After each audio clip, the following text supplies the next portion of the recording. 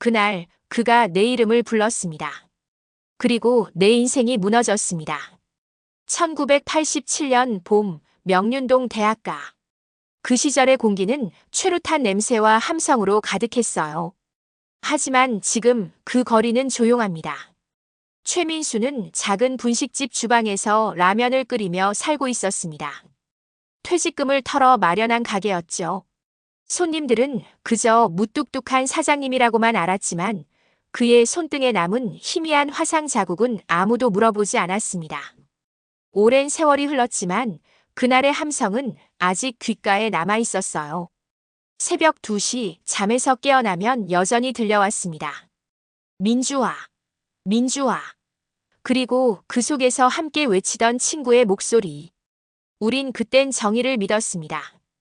친구 정호와 저는 함께 최루탄을 맞으며 웃던 동지였어요. 도서관 계단에서 유인물을 나눠주고 경찰이 오면 함께 뛰어 도망치던 그 시절. 정호는 항상 제 뒤에서 말했습니다. 민수야, 우리가 포기하면 안 돼. 누군가는 해야 할 일이잖아. 그러던 어느 봄날 오후였습니다. 분식집 문이 열리며 낯선 손님이 들어왔어요. 20대 후반쯤 되어 보이는 젊은 남자였습니다. 그는 주문도 하지 않은 채 조심스럽게 물었습니다. 혹시 정호 선생님 아시나요? 박정호요. 그 이름을 듣는 순간 민수의 손에서 국자가 떨어질 뻔했어요. 40년 동안 입 밖에 꺼내지 않았던 이름. 묻어두려 애썼던 그 이름이 갑자기 튀어나온 겁니다. 젊은 남자는 낡은 봉투 하나를 조심스럽게 내밀었습니다. 제 아버지 유품을 정리하다가 선생님 가게 주소를 찾았어요. 이걸 꼭 전해드리라고 하셨습니다. 떨리는 손으로 봉투를 받았습니다. 안에는 누렇게 변한 신문 스크랩과 흑백 사진 한 장이 들어있었어요. 신문 제목이 눈에 들어왔습니다. 시위 주동자 체포 내부 제보로 검거. 그리고 작은 글씨로 적힌 문장. 제보자 박정호.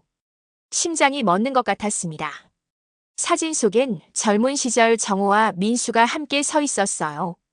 교정을 걷던 그 봄날 웃고 있던 두 청년. 그 뒷면에 희미하게 적힌 메모가 있었습니다. 1987년 6월 9일 마지막 시위 전날. 손끝이 얼어붙었습니다. 40년 동안 묻어둔 이름이 배신자라는 칼날이 되어 다시 돌아온 겁니다. 젊은 남자는 고개를 숙이며 나갔고 민수는 그 자리에 주저앉았어요. 그날 밤 분식집 불은 일찍 꺼졌습니다. 민수는 오래된 상자를 꺼내 열었어요. 그 안에는 학생증, 유인물, 그리고 정호와 함께 찍은 사진들이 있었습니다. 마지막 장을 넘기자 손글씨 메모 한 장이 나왔습니다. 민수야, 미안해. 하지만 이해해줘. 마이너스 정호. 눈앞이 흐려졌습니다. 40년 동안 쌓아온 일상이 한순간에 무너지기 시작했습니다.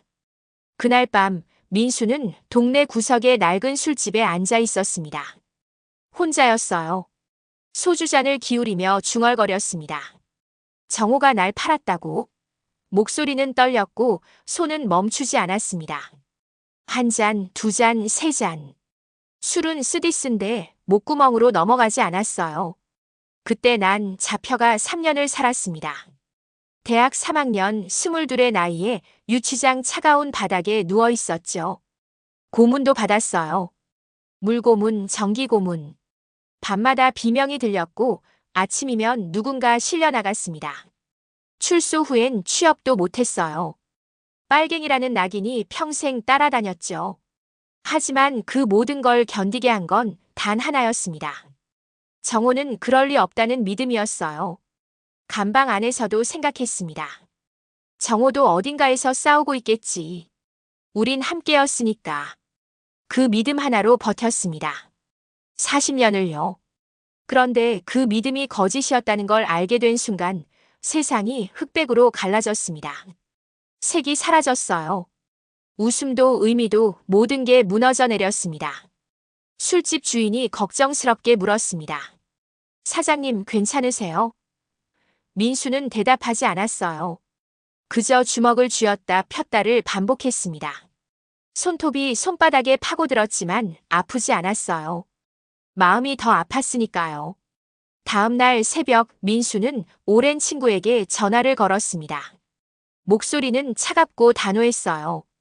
그놈이 어디 사는지 알아봐줘. 이번엔 내가 찾아간다. 며칠이 지났습니다. 친구에게서 연락이 왔어요. 찾았어. 경기도 어느 시골 마을이야. 혼자 산대. 주소를 받아 적으며 민수의 손은 또다시 떨렸습니다. 분노인지 두려움인지 알 수 없었어요. 가는 날은 비가 내렸습니다. 버스를 타고 또 택시를 타고 좁은 시골길을 한참 들어갔어요. 낡은 단독주택 한 채가 나타났습니다. 대문은 녹슬었고 마당엔 잡초가 무성했죠. 민수는 대문 앞에서 한참을 서 있었습니다.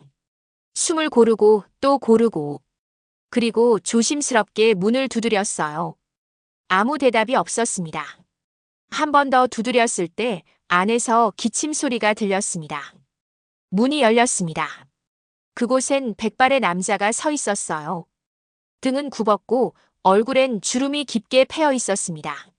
하지만 그 눈빛만큼은 여전히 또렷했죠. 남자가 고개를 들었습니다. 그리고 조용히, 아주 조용히 말했어요. 민수야 왔구나. 그 목소리. 한때 동지였던 그 사람. 40년 전 교정에서, 시위 현장에서 함께 웃고 울던 그 목소리. 민수는 멈춰 섰습니다. 가슴속에서 뭔가가 치밀어 올랐어요. 왜 그랬어, 정호야. 목소리가 갈라졌습니다. 주먹을 쥐었지만 휘두를 수 없었어요. 왜 날 팔았어? 왜? 소리쳤습니다. 40년 동안 참았던 분노가, 배신감이, 고통이 한꺼번에 쏟아져 나왔어요. 비는 더 세차게 내렸고 두 노인은 그렇게 빗속에 서 있었습니다. 정호는 아무 말도 하지 않았어요. 그저 민수를 바라볼 뿐이었습니다. 그 눈빛엔 미안함도 변명도 없었습니다. 다만 깊은 슬픔만이 가득했죠. 그리고 그가 천천히 입을 열었습니다. 들어와, 민수야. 이야기 좀 하자. 정호는 미약하게 웃었습니다. 그 웃음은 쓸쓸했어요. 아프고 지쳐 보였습니다. 그는 천천히 고개를 저으며 말했어요. 내가 널 팔았다. 아니, 난 널 살리려 했던 거야. 민수는 주먹을 떨며 소리쳤습니다. 무슨 헛소리야. 신문에 내 이름까지 있었는데. 제보자 박정호라고 똑똑히 적혀 있었다고. 정호는 천천히 방 안으로 들어갔어요. 민수도 따라 들어갔습니다. 방은 좁았고 텅 비어 있었어요. 오래된 이불 하나, 낡은 책장 하나. 그게 전부였습니다. 정호는 책장 서랍에서 낡은 봉투 하나를 꺼냈어요. 손이 떨렸습니다. 이걸 봐. 봉투 안에는 1987년 경찰 문서 복사본이 들어 있었습니다. 누렇게 변한 종이였지만 글씨는 또렷했어요. 내부 제보자 명단 박정호 사망 처리. 그리고 그 밑에 작은 글씨로 적힌 문장. 실제 제보자 정보요원 이모 익명 처리. 민수는 종이를 들고 멍하니 서 있었습니다. 무슨 말인지 이해가 되지 않았어요. 정호가 조용히 말을 이어갔습니다. 그날 밤 난 먼저 연락을 받았어. 정보원 한 명이 내게 귀띔해줬지. 내일 새벽 명단에 오른 학생들 체포 예정. 최민수 포함. 내 이름이 거기 있었어, 민수야. 민수의 손에서 종이가 떨어졌습니다. 난 그날 밤 잠을 못 잤어. 내가 잡혀가면 어떻게 될지 알았거든. 고문도 정과자 낙인도. 넌 외동아들이었고 부모님은 연로하셨잖아. 그래서 난 결정했어. 내가 대신 나서기로. 정호는 창밖을 바라보았어요.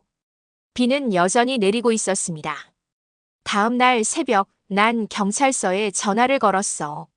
최민수 대신 나를 잡아가라고. 내 이름을 댔지. 박정호라고. 그리고 내가 주동자라고 자백했어. 그들은 기뻐했지. 누군가 자백하면 사건이 쉽게 마무리되니까. 민수는 무릎이 꺾이는 것 같았습니다. 바닥에 주저앉았어요. 그런데 왜 신문엔 제보자라고 나온 거야? 정호는 쓴웃음을 지었습니다. 조작이었어. 경찰은 내부 분열을 만들고 싶었겠지. 학생들끼리 서로 배신했다는 이야기를 만들면 운동권이 약해지니까. 그래서 내 이름을 제보자로 바꿔 흘렸어. 신문사도 그대로 실었고. 민수는 고개를 들 수 없었습니다. 눈물이 멈추지 않았어요. 그 일로 내 가족은 도망치듯 이사 다녔어. 아버지는 직장에서 잘렸고 동생은 학교에서 괴롭힘을 당했지. 우린 뿔뿔이 흩어졌어. 그리고 난 정호는 가슴을 짚었습니다. 그날 이후 병을 얻었어. 고문 후유증이었지. 폐가 상했고 심장도 약해졌어. 하지만 괜찮았어. 내가 살았으니까. 민수는 울부짖었습니다. 그럼 왜 한 번도 말하지 않았어? 40년 동안 왜 혼자 짊어지고 살았어? 정호는 민수의 어깨에 손을 올렸어요. 그 손은 차갑고 앙상했습니다. 넌 살아야 했잖아. 누군가는 죄를 뒤집어 써야 했다면 내가 맞았지. 넌 꿈이 있었고 미래가 있었어. 난 그걸 지키고 싶었어. 민수는 그제야 깨달았습니다. 40년 동안 배신자라는 낙인을 혼자 짊어진 사람. 친구를 살리기 위해 자신의 모든 것을 버린 사람. 그게 정호였습니다. 방 안은 고요했습니다. 빗소리만 들렸어요. 두 노인은 그렇게 한참 동안 아무 말도 하지 못했습니다. 민수는 한참 동안 흐느꼈습니다. 어깨가 들썩였어요. 40년 동안 쌓아왔던 분노, 억울함, 그리고 외로움이 한꺼번에 쏟아져 나왔습니다. 정호는 그 옆에 조용히 앉아 있었어요. 아무 말도 하지 않았습니다. 그저 민수의 등을 천천히 토닥여줄 뿐이었죠. 한참 후 민수가 떨리는 목소리로 말했습니다. 그럼 왜 한 번도 말 안 했어? 목소리는 갈라졌고 눈은 붉게 충혈되어 있었어요. 정호는 창밖을 바라보며 미소 지었습니다. 쓸쓸하지만 따뜻한 미소였어요. 넌 살아야 했잖아. 누군가는 죄를 뒤집어 써야 했다면 내가 맞았지. 난 괜찮았어, 민수야. 정말이야. 민수는 일어섰습니다. 정호의 손을 붙잡았어요. 차갑고 뼈만 남은 그 손을 두 손으로 꽉 쥐었습니다. 이제라도 같이 가자. 다 밝혀. 우리 억울했던 거 세상에 다 알리자. 넌 배신자가 아니었다고, 영웅이었다고. 정호는 고개를 저었습니다. 천천히, 아주 천천히요. 이젠 늦었어, 민수야. 민수는 정호의 눈을 들여다봤어요. 그 눈빛이 평소와 달랐습니다. 깊은 피로와 체념이 가득했죠. 정호는 가슴을 짚으며 작은 목소리로 말했습니다. 난 가난 말기야. 의사가 그러더구나. 길어야 석 달이라고. 세상이 멈춘 것 같았습니다. 민수의 손에서 힘이 빠졌어요. 뭐라고? 작년부터 알고 있었어. 하지만 치료받을 돈도 없었고 받고 싶지도 않았어. 그냥 이렇게 조용히 가려고 했지. 근데 내가 와줘서 고마워. 눈물이 다시 쏟아졌습니다. 민수는 정호를 꽉 껴안았어요. 안 돼, 정호야. 안 돼. 이제 겨우 만났는데, 이제 겨우 진실을 알았는데 정호는 민수의 등을 두드렸습니다. 마치 어린아이를 달래듯 천천히요. 괜찮아. 난 이미 오래 살았어. 그리고 내가 이렇게 와줬잖아. 그걸로 충분해. 민수는 고개를 들었습니다. 아니야. 안 돼. 우린 아직 할 일이 남았어. 내 이름을 되찾아야 해. 내가 영웅이었다는 걸 세상이 알아야 한다고. 정호는 창밖을 바라보았어요. 비는 그쳤고 저 멀리 하늘에 희미한 빛이 보였습니다. 민수야, 들어줄래? 내 마지막 이야기. 민수는 고개를 끄덕였습니다. 정호는 천천히 말을 이어갔어요. 난 40년 동안 배신자로 살았어.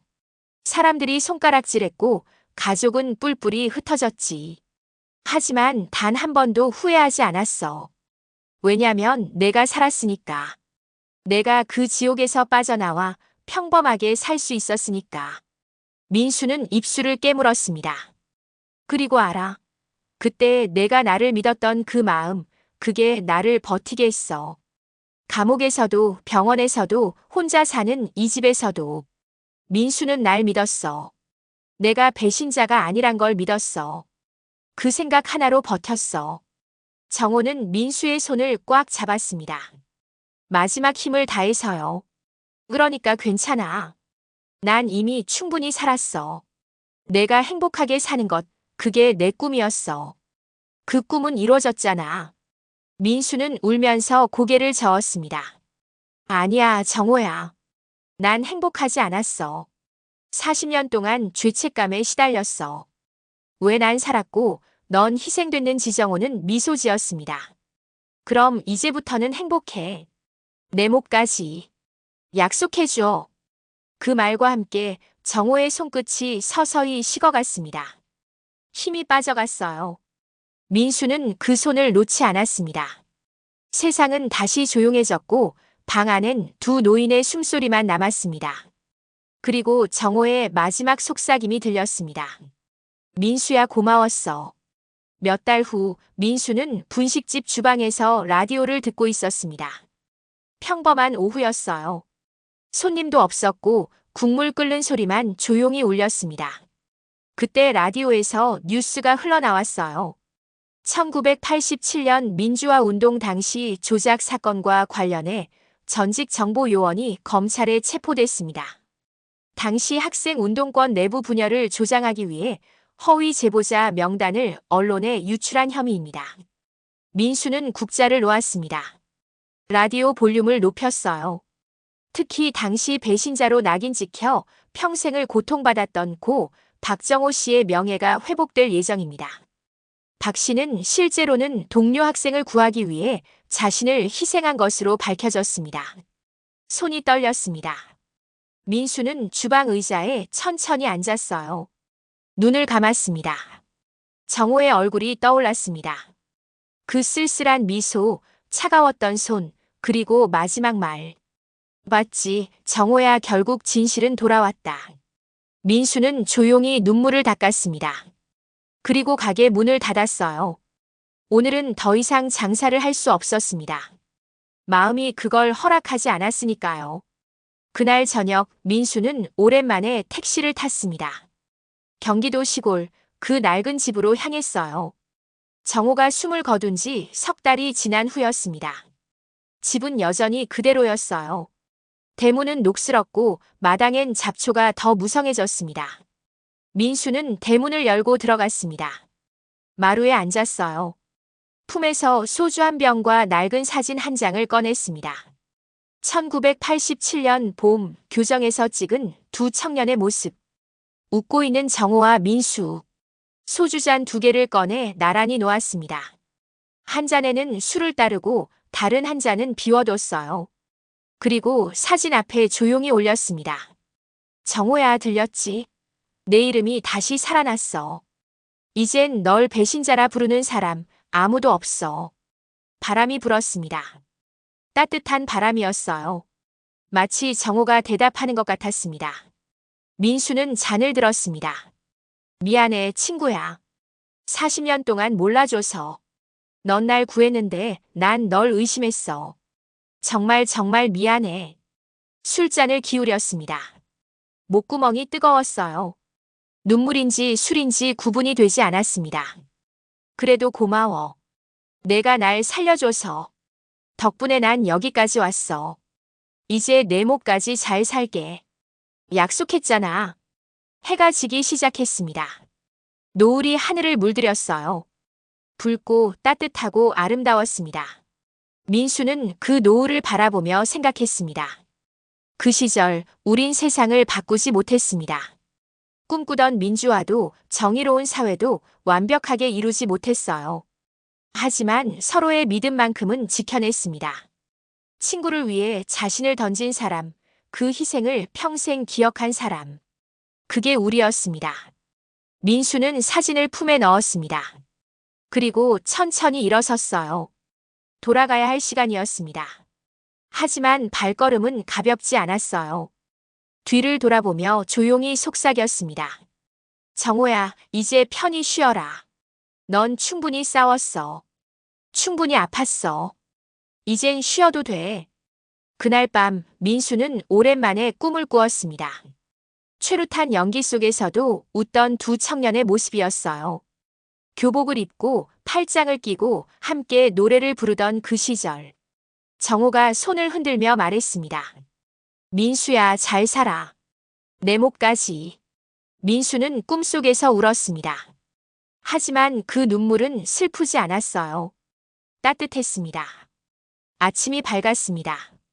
민수는 분식집 문을 열었어요. 손님들이 하나둘 들어왔고 일상이 다시 시작됐습니다. 하지만 민수의 가슴 속엔 이제 정호가 살아있었습니다. 배신자가 아닌 영웅으로, 친구로, 그리고 평생 잊지 못할 은인으로. 그는 주방에서 라면을 끓이며 혼잣말을 했습니다. 정호야, 오늘도 잘 살고 있어. 내가 지켜준 이 인생 끝까지 잘 살게. 그리고 그날도 분식집엔 따뜻한 국물 냄새가 가득했습니다.